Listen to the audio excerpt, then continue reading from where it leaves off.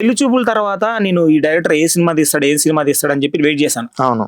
ఒక సినిమా తీస్తాడు, ఈ నగరానికి ఏమైందని చెప్పేసి నలుగురు ఫ్రెండ్స్ మధ్య జరిగే కాన్వర్జేషన్ పెట్టాడు. నాకు నేను ఒకటి చెప్పాలి, నలుగురు ఫ్రెండ్స్ మధ్య కెమెరా పెడితే ఇలా ఉంటుంది సినిమా అని, అలా ఉంటుంది అనమాట. అంటే ఒక నలుగురు మధ్య కెమెరా పెడితే వాళ్ళు ఏం మాట్లాడుకుంటారో నేను షూట్ చేసుకొని ఎడిటింగ్ చేసి అప్లోడ్ చేసినట్టు ఉంటుంది అనమాట. అదే తెర మీద తీసుకొచ్చినట్టు ఉంటుంది ఆ సినిమా. నాకు క్రేజ్ అంటే వాళ్ళ ఒక్కళ్ళు కూడా యాక్టింగ్ చేస్తున్నట్టు ఫీల్ అనిపించదు. విశ్వక్సేన్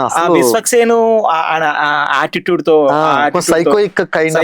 కౌశిక్ క్యారెక్టర్ పెళ్లి చూపులోంచి కంటిన్యూ అవుతుంది ఈ సినిమాలోకి. కౌశిక్ క్యారెక్టర్ ఫస్ట్ ఓపెనింగ్ సీనే మన అదేంది కార్లో ఓపెన్ చేస్తారు. ఆ ఇద్దరు బ్యాడ్ గురించి కొట్టుకోవడం ఫ్రెండ్స్. మన అందరం అదే చిన్నప్పుడు మన బ్యాడ్ గురించి వాళ్ళ గురించి షేరింగ్ చేసుకున్నప్పుడు మనం ఎట్లయితే కొట్టుకుంటామో యాజ్ ఇట్ ఈస్ అట్లే స్టార్ట్ చేస్తాడు. సినిమా కూడా అదిరిపోద్ది లాస్ట్ వరకు.